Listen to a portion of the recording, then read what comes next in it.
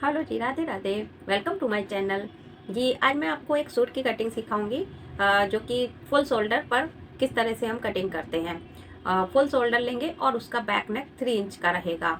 तो इस तरह के सूट की कटिंग मैं आज आपको सिखाऊंगी। जो भी सूट की कटिंग सीखना चाहते हैं वो इस वीडियो को लास्ट तक देखें। और यदि आपको वीडियो पसंद आता है तो प्लीज़ लाइक करिएगा और मेरे चैनल को सब्सक्राइब करिएगा। चलिए आइए सूट की कटिंग करते हैं। आइए पहले हम मेजरमेंट को समझ लेते हैं।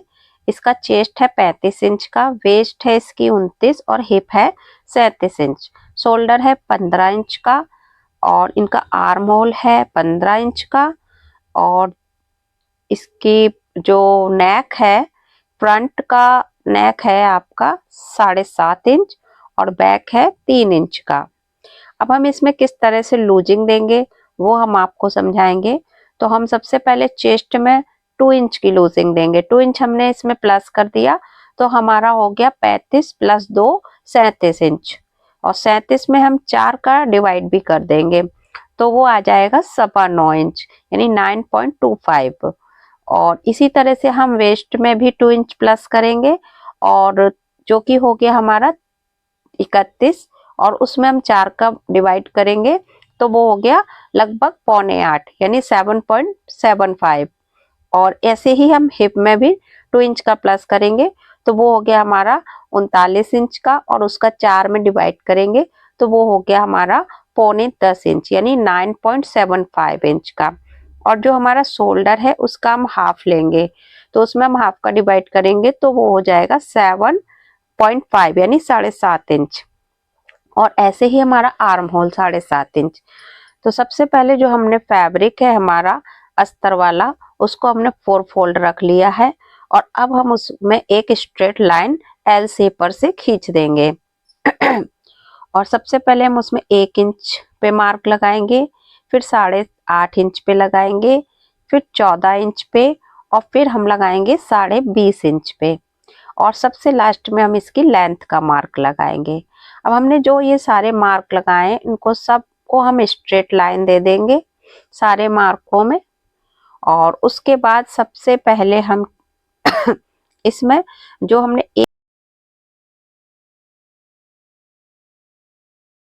हाँ 7.5 इंच का हमने शोल्डर लिया। अब हम यहाँ पर तिरछी लाइन खींचेंगे, शोल्डर डाउन करेंगे 1 इंच का।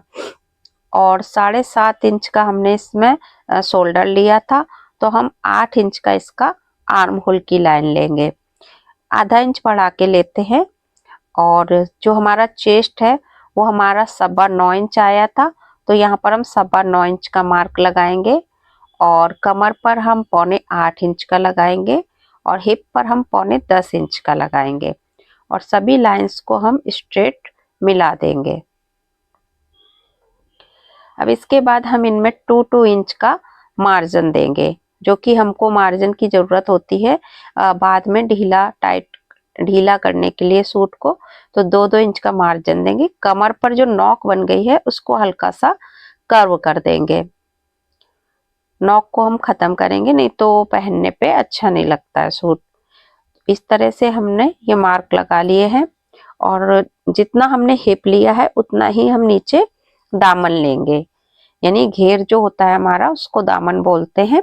तो उसको हम बिल्कुल उतना ही लेंगे जितना हमने हिप लिया है और बाकी आप कस्टमर से पूछ सकते हैं कि उनको दामन कितना चाहिए। और यहाँ आर्म होल शेपर से हम यहाँ पर राउंड दे देते हैं। अब इसकी हम कटिंग करेंगे।